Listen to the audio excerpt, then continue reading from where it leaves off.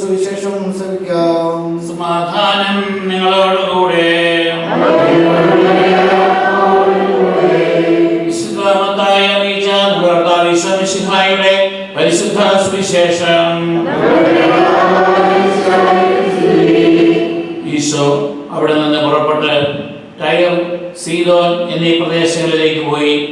അപ്പോൾ ആ പ്രദേശത്ത് നിന്ന് ഒരു കാനാൻകാരി സ്ത്രീ വന്ന് കരഞ്ഞുകൊണ്ട് പറഞ്ഞു, കർത്താവേ, ദാവീദിന്റെ പുത്ര, എന്നിൽ കനിയണമേ. എൻ്റെ മകളെ പിശാച് കഠിനമായി ബാധിച്ചിരിക്കുന്നു. എന്നാൽ അവൻ ഒരു വാക്ക് പോലും ഉത്തരം പറഞ്ഞില്ല. ശിഷ്യന്മാർ വന്ന് അവനോട് അഭ്യർത്ഥിച്ചു, അവളെ പറഞ്ഞയച്ചാലും. അവൾ നമ്മുടെ പിന്നാലെ വന്ന് നിലവിളിക്കുന്നല്ലോ. അവൻ മറുപടി പറഞ്ഞു, ഇസ്രായേൽ ഭവനത്തിലെ നഷ്ടപ്പെട്ട ആടുകളുടെ അടുത്തേക്ക് മാത്രമാണ് ഞാൻ അയക്കപ്പെട്ടിരിക്കുന്നത്. എന്നാൽ അവൾ വന്ന് അവന്റെ മുമ്പിൽ സാഷ്ടാംഗം പ്രണമിച്ചുകൊണ്ട് പറഞ്ഞു, കർത്താവേ, എന്നെ സഹായിക്കണമേ. അവൻ പറഞ്ഞു, മക്കളെ അപ്പം എടുത്ത് നായ്ക്കുട്ടികൾക്ക് എറിഞ്ഞു കൊടുക്കുന്നത് ഉചിതമല്ല. പക്ഷെ അവൾ പറഞ്ഞു, അതേ കർത്താവേ, നായ്ക്കുട്ടികൾ പോലും യജമാനന്മാരുടെ മേശയിൽ നിന്ന് വീഴുന്ന അപ്പക്കഷണങ്ങൾ തിന്നുന്നുണ്ടല്ലോ. അപ്പോൾ ഈശോ പറഞ്ഞു, സ്ത്രീയെ, നിന്റെ വിശ്വാസം വലുതാണ്. നീ ആഗ്രഹിക്കുന്ന പോലെ നിനക്ക് ഭവിക്കട്ടെ. ആ സമയം മുതൽ അവളുടെ പുത്രി സൗഖ്യമുള്ളവളായി.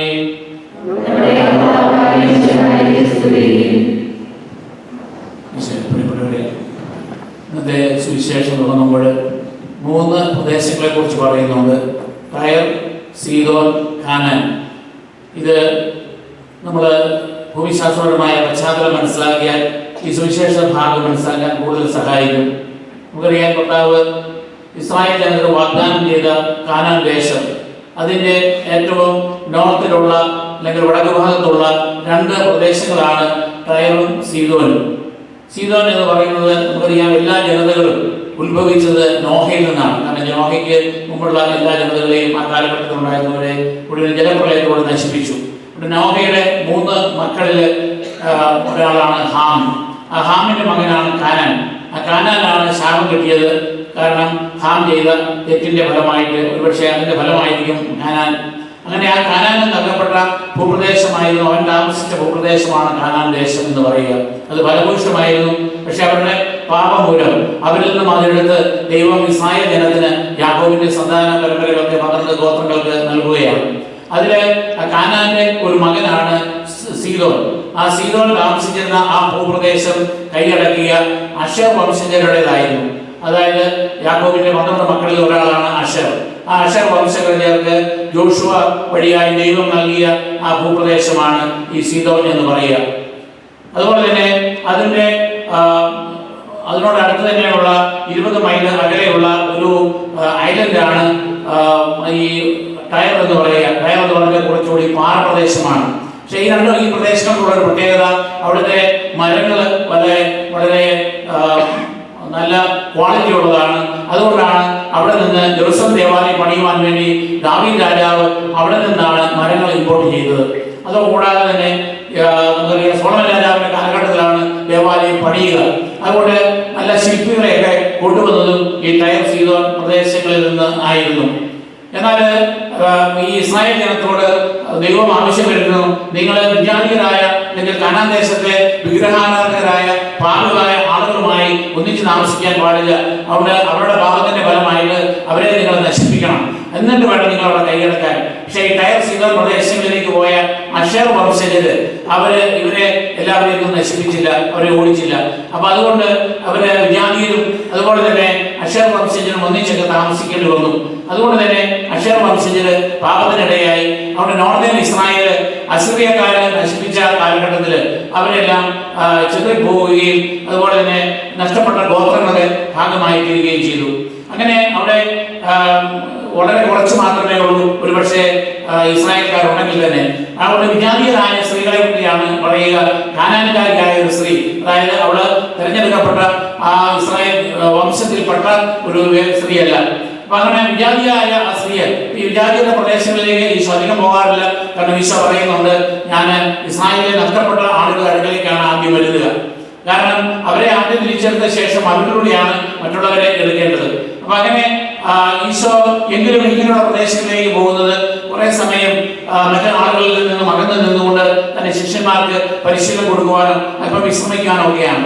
അങ്ങനെ ഹോട്ടലിലേക്ക് ചെല്ലുമ്പോഴാണ് ഈ കാനാൻകാരി സ്ത്രീ വിലപിച്ചുകൊണ്ട് ഈശോയുടെ പിന്നാലെ വരുന്നു. പിശാചുബാധിയായ കഠിനമായി അവളെ പീഡിപ്പിക്കുന്ന ആ മകളെ ഒന്ന് രക്ഷപ്പെടുത്തണം, സുഖപ്പെടുത്തണം. അപ്പൊ ഇവർക്കറിയാം ഈശോയ്ക്ക് രോഗശാന്തിക്കുള്ള കഴിവുണ്ട് എന്നുള്ളത് അവളുടെ ടയർ ചെയ്ത പ്രദേശങ്ങളിലെല്ലാം തീർത്തിയായി കഴിയും. അതുകൊണ്ടാണ് ഈശോയുടെ പിന്നാലെ അവൾ വരിക, വേറെ മാർഗമൊന്നുമില്ല. അപ്പോൾ ഈ പിശാചുബാധ എന്ന് പറയുന്നത് പഴയ കാലഘട്ടത്തിൽ മാനസിക രോഗങ്ങൾക്കും അല്ലെങ്കിൽ ഒരുപക്ഷെ മറ്റു രോഗങ്ങളുമൊക്കെ പിശാചിന്റെ സ്വാധീനം കൊണ്ടാണ് ഉണ്ടാകുന്നത് എന്നുള്ള ഒരു വിശ്വാസമുണ്ട്. ഇന്നത്തെ പോലെ മനഃശാസ്ത്രജ്ഞന്മാരാണില്ല, ഇന്നത്തെ പോലെയുള്ള വൈറസ്, ഫംഗസ്, ബാക്ടീരിയ എന്നുള്ളതിനെ കുറിച്ചൊന്നും അറിവുകളില്ല. അപ്പൊ അജ്ഞാതമായ പല കാരണങ്ങളാൽ ഉണ്ടാകുന്ന പല രോഗങ്ങൾ ഇന്ന് നമുക്കറിയാം. അജ്ഞാതമായ പല രോഗങ്ങൾ നമുക്കുണ്ടാകും. അപ്പൊ എന്ന് പറയുന്നത് പോലെ അന്നുണ്ടാകുമ്പോൾ ഒരു പിശാചിലാണ് ആരോപിക്കുക. എന്നാൽ അതുകൊണ്ടാണ് പിശാചുബാധയെ കുറിച്ച് അല്ലെങ്കിൽ അതിൽ നിന്ന് വിമുക്തമാക്കുന്നതിനെ കുറിച്ച് കൂടുതലായിട്ട് ബൈബിളിൽ പറയുക. ഇന്ന് ഉണ്ടോ എന്ന് ചോദിച്ചാൽ മാലാഖമാരുണ്ട്, പിശാചുണ്ടോ, ദൈവമുണ്ടോ, ഇതൊക്കെ ചിലർക്കൊക്കെ സംബന്ധിച്ചിടത്തോളം ഭൗതികമായ രീതിയിൽ മാത്രം ചിന്തിക്കുന്ന ആളുകൾക്ക് അതൊക്കെ മനസ്സിലാക്കാനായിട്ട് ബുദ്ധിമുട്ടുണ്ട്. പക്ഷെ നമ്മളെ സ്വാധീനിക്കുന്ന ധാരാളം ഘടകങ്ങളുണ്ട്. നമ്മുടെ മാതാപിതാക്കന്മാർ, നമ്മുടെ സഹോദരങ്ങൾ, നമ്മുടെ ജീവിക്കുന്ന സമൂഹത്തിന്റെ സ്വാധീനം. നമ്മൾ അമേരിക്കയിൽ കുടിയേറി കഴിയുമ്പോൾ അമേരിക്കയിലെ ആളുകളുടെ സ്വാധീനം, ഇവിടുത്തെ വിദ്യാഭ്യാസത്തിന്റെ സ്വാധീനം, നമ്മുടെ കുഞ്ഞുങ്ങളെ, ഇവിടുത്തെ സംസ്കാരത്തിന്റെ സ്വാധീനം നമ്മുടെ കുഞ്ഞുങ്ങളെ സ്വാധീനിക്കുന്നു. നമ്മൾ കാണുന്ന മാധ്യമങ്ങൾ നമ്മളെ സ്വാധീനിക്കുന്നു, നമ്മുടെ കൂട്ടുകാർ നമ്മളെ സ്വാധീനിക്കുന്നു. അപ്പൊ അതുകൊണ്ട് നന്മയുടെയോ തിന്മയുടെയോ ഒക്കെ സ്വാധീനങ്ങൾ നമ്മളിൽ ഉണ്ടാകാനുള്ള സാധ്യതയുണ്ട്. അതുകൊണ്ടാണ് നമ്മൾ സെലക്ടഡ് ആയിട്ടായിരിക്കണം നമ്മുടെ കൂട്ടുകാർ. നമ്മളുടെ ചില കാര്യങ്ങൾ നമുക്ക് ഉപേക്ഷിക്കാൻ പറ്റില്ലെങ്കിലും വളരെ കെയർഫുൾ ആയിട്ട് നമ്മളെ ആരൊക്കെയാണ്, എന്തൊക്കെയാണ് സ്വാധീനിക്കുന്നത് എന്ന് നമ്മൾ ചിന്തിക്കണം.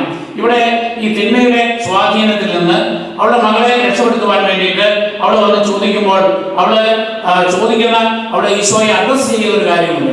അവിടെ പറയുന്നത് ദാവീദിന്റെ പുത്ര എന്റെ മകളെ കനിയണമേ എന്നാണ്. അപ്പൊ ഇസ്രായേൽ ജനങ്ങള് ദാവീദിന്റെ പുത്രൻ എന്ന് പറഞ്ഞാൽ ദാവീദിനോട് ദൈവം ഉടമ്പടി ചെയ്ത പ്രകാരം ദാവീദിന്റെ വംശപരമ്പരയിൽ നിന്നാണ് മിശിഹ വരുന്നത്. അതുകൊണ്ട് ആ മിശിഹായെ അംഗീകരിക്കുവാൻ ഈശോ വന്നപ്പോൾ തയ്യാറാകാത്ത പരിസയരും നിയമജ്ഞരും സദുക്കാരും യഹൂദ പ്രമാണിമാരുള്ളപ്പോൾ ഈ വിജാതീയ സ്ത്രീ പറയുകയാണ്, നീ ദാവീദിനോട് വാഗ്ദാനം ചെയ്യപ്പെട്ട മിശിഹായാണ്, അതുകൊണ്ട് ദാവീദിന്റെ പുത്ര എന്നിൽ കനിയണമേ, എന്റെ മകളിൽ കനിയണമേ എന്ന് പറയുമ്പോൾ ആ ഈശോ അവിടെയുള്ള ആഴമായ ആ വിശ്വാസത്തെ കാണുകയാണ്. എങ്കിലും ഈശോ അല്പസമയത്തേക്ക് അവളെ മൈൻഡ് ചെയ്യുന്നില്ല. അതൊരു മനഃപൂർവ്വമാണ്. രണ്ട് കാരണങ്ങളുണ്ട്. ഒന്ന്, അവളുടെ വിശ്വാസത്തെ പരീക്ഷിക്കണം, അവൾ എന്തുമാത്രം ഈശോയോടുകൂടിയാണ് പ്രാർത്ഥിക്കുന്നത്. രണ്ടാമത്തേത്, ഈ അപ്പസ്തലന്മാർ എങ്ങനെയാണ് പ്രതികരിക്കുക. അപ്പസ്തലന്മാർ തരം ഇന്റർഫറൻസ് ആണ്. ഈശോയെ അവളോട് കാരണം കാണിക്കുക, ഒരു പാവല്ലേ, അത് കരയല്ലേ, അതിനുള്ള മകളെ ഒന്ന് സുഖപ്പെടുത്തുക എന്നല്ല അപ്പസ്തലന്മാർ പറയുക.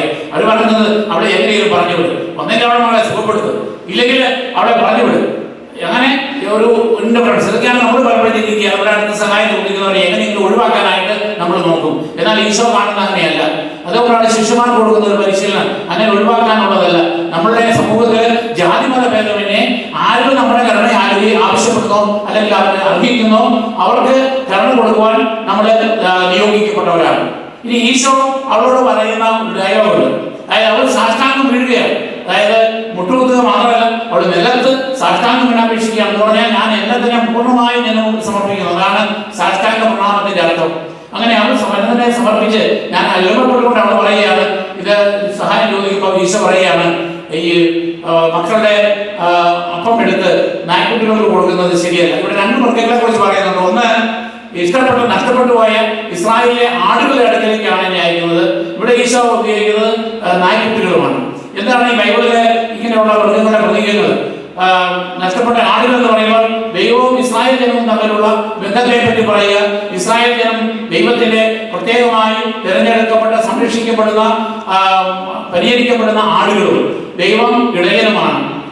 അപ്പം അത് വാത്സല്യത്തോടുകൂടി പരിഗണിക്കുന്നതിനെയാണ്. കാരണം ഇടയന്മാരായ ആളുകൾ ധാരാളം ഉണ്ടായിരുന്നു.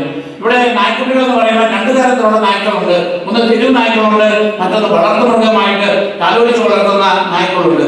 അതുപോലെ ചിലർക്കൊക്കെ മക്കളെക്കാൾ കാര്യം ഈ നായ്ക്കുട്ടികളെയാണ്. അവർക്ക് വേണ്ടി എന്തുമാത്രം പണം വേണേലും ചിലവഴിക്ക് ഞാൻ ചിലർ കേട്ടിട്ടുണ്ട്. അമേരിക്കക്കാർ പ്രത്യേകിച്ച് അവരുടെ നായ്ക്കുട്ടിക്ക് അസുഖം വന്നാൽ അതിനെ സർജറി ചെയ്യുന്നു. അത് മരിച്ചു കഴിച്ചാൽ അവർക്ക് വിലപിക്കുകയും ഒക്കെ ചെയ്യും. കാരണം മക്കളെക്കാൾ യാതൊരു തരത്തിലും വിരോധം കാണിക്കാത്ത, എപ്പോഴും സ്നേഹം കാണിക്കുന്ന, വിശ്വസത കാണിക്കുന്നതാണ് ഈ നായ്ക്കുട്ടി. നായ്ക്കുട്ടികൾ. അപ്പൊ അങ്ങനെയുള്ള നായ്ക്കുട്ടികളെ കുറിച്ച് ഈശോ പറയുമ്പോൾ പറയുകയാണ്, അവള് പറയുന്നു, ഈ നായ്ക്കുട്ടികൾക്ക് നിങ്ങൾ ആഹാരം കൊടുക്കുന്നില്ലേ, അതെനിക്ക് അത്രയും മതി, നീ അത്രയും തുക എനിക്ക് കാണിച്ചാൽ എന്റെ കുഞ്ഞ് സുഖം പ്രാപിക്കും. അതുകൊണ്ടാണ് ഈശോ പറയുക, അവളുടെ വിശ്വാസം, അവളുടെ വിശ്വാസം, ഈശോയിലുള്ള പ്രത്യാശ, ഇത് രണ്ടും ഈശോ അവളെ വിലമതിക്കുകയാണ്. അതോടൊപ്പം തന്നെ ശിഷ്യന്മാർക്ക് നൽകുന്ന ആ സന്ദേശം നമ്മൾ എപ്രകാരം മറ്റുള്ളവരോട് കരുണ കാണിക്കണം എന്നുള്ളതാണ്. അതുകൊണ്ട് നമ്മളെ സംബന്ധിച്ച് നമ്മുടെ ജീവിതത്തിൽ ചിലപ്പോൾ ഈ കാനാൻകാരി സ്ത്രീക്കുണ്ടായ അനുഭവം ഉണ്ടാകും. നമ്മുടെ ചില കാര്യങ്ങളൊക്കെ ദൈവത്തോട് സഹായം ചോദിക്കുന്നു, രോഗം സുഖപ്പെടുത്തണം, മക്കളെ പരീക്ഷയ്ക്ക് പാസ്സാക്കണം, അല്ലെങ്കിൽ പലതരത്തിലുള്ള ജോലിയിൽ പ്രൊമോഷൻ കിട്ടണം, ഇങ്ങനെയൊക്കെയുള്ള പല കാര്യങ്ങൾ, അല്ലെ കേസ് ജയിക്കണം, ഇങ്ങനെയൊക്കെ നമ്മൾ പല നിയോഗങ്ങൾ വെച്ച് പ്രാർത്ഥിക്കും. പക്ഷെ ചിലപ്പോൾ ഇമ്മീഡിയറ്റ് ആയിട്ട് ദൈവം ഉത്തരം തന്നെന്ന് വരികയില്ല. ചിലപ്പോൾ നമ്മൾ അനുവദിക്കുന്നത് നമുക്ക് ഗുണകരമായിരിക്കുകയില്ല. അപ്പൊ അതുകൊണ്ട് നമ്മൾ നിരാശനാവുകയല്ല. ഞാൻ ഈശോയോട് ചോദിച്ചു, അവൾ ഈശോ തരുന്നില്ല, ഓക്കെ ഞാൻ പോയേക്കാം എന്ന് പറഞ്ഞ് അവൾ പോവുകയില്ല. അവൾ സാഷ്ടാംഗം വീണ് അവൾ വീണ്ടും ഈശോയോട് സംസാരിക്കുകയാണ്. എന്ന് പറയുന്നത് പോലെ നമ്മുടെ ജീവിതത്തിൽ നിരാശ ഉണ്ടാകുമ്പോൾ നമ്മൾ ദൈവത്തിൽ നിന്ന് അകലുകയല്ല, സഭയിൽ നിന്ന് അകലുകയല്ല, മറിച്ച് പ്രത്യാശയോടുകൂടി നമുക്ക് പ്രാർത്ഥിക്കുവാനായിട്ടും ഈശോയോട് ചേർന്നുള്ള നമ്മുടെ ബന്ധം നിലനിർത്തുവാനും സാധിക്കുമ്പോൾ നമുക്ക് അർഹമായത് ദൈവം നമുക്ക് തരും. അതുകൊണ്ട് ഈ കാനാൻകാരി സ്ത്രീയെ പോലെ നമുക്ക് വിശ്വാസം നിലനിർത്തുവാനും അതുപോലെ തന്നെ പ്രത്യാശയോടുകൂടി നമ്മളെ എക്കാലവും പിടിച്ചു നിൽക്കുവാനും അതോടൊപ്പം തന്നെ മറ്റുള്ളവരോട് കരുണ കാണിക്കുവാനും ഒക്കെ നമുക്ക് പരിശ്രമിക്കുകയും പ്രാർത്ഥിക്കുകയും ചെയ്യാം.